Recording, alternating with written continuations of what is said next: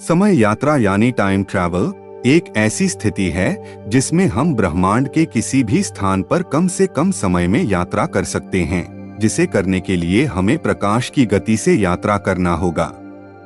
इसलिए समय यात्रा एक समय में कुछ बिंदुओं के बीच मूवमेंट की अवधारणा है, किसी वस्तु या व्यक्ति द्वारा अंतरिक्ष में विभिन्न बिंदुओं के बीच मूवमेंट के अनुरूप। आमतौर पर एक टाइम मशीन के रूप में ज्ञात काल्पनिक डिवाइस का उपयोग करना। समय यात्रा के अवधारणा का इतिहास समय यात्रा दर्शन और कथा साहित्य में व्यापक रूप से मान्यता प्राप्त अवधारणा है, जो 1895 के पहले केवल वैज्ञानिकों के बीच ही लोकप्रिय था। लेकिन उसके बाद 1895 में टाइम मशीन के विचार को सर्वप्रथम H.G. वेल्स के उपन्यास द टाइम मशीन ने आम लोगों के बीच लोकप्रिय बनाया। महाभारत में समय यात्रा का उल्लेख महाभारत में राजा काकुदमी की कहानी का उल्लेख है, जो निर्माता ब्रह्मा से मिलने के लिए स्वर्ग की यात्रा करता है और जब वह पृथ्वी पर लौटता है तो यह जानकर आश्चर्यचकित हो जाता है कि पृथ्वी पर कई युग बीत चुके हैं। बौद्ध के अनुसार समय यात्रा बौद्ध पाली कैनन में समय की सापेक्षता का उल्लेख है। प्यासी सुत्ता बुद्ध के प्रमुख शिष्यों में से एक कुमारा कस्पा के बारे में बताती है, जो संशयवादी प्यासी को समझाते हैं कि स्वर्ग में समय पृथ्वी की तुलना में अलग तरह से गुजरता है।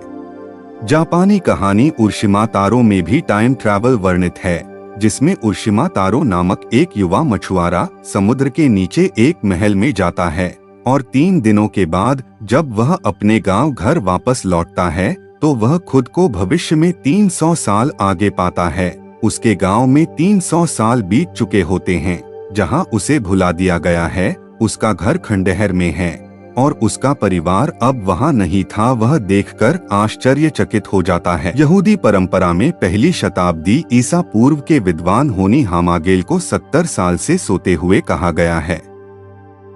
जागने पर जब वह घर वापस लौटता है तो उसे कोई भी ऐसा व्यक्ति नहीं मिलता जिसे वह जानता हो। जब वह ये बात सुनता है कि वह 70 साल से सो रहा था, लोगों को कहता है, तो किसी को भी उसके दावों पर विश्वास नहीं होता कि वह कौन है।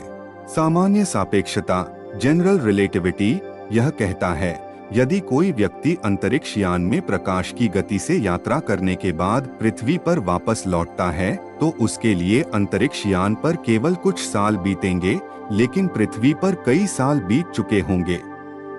यह ट्विन्स पैराडॉक्स के रूप में जाना जाता है, क्योंकि एक यात्री इस तरह की यात्रा करने के बाद अपने आप को अपने जुड़वा से उम्र में बहुत छोटा पाएगा।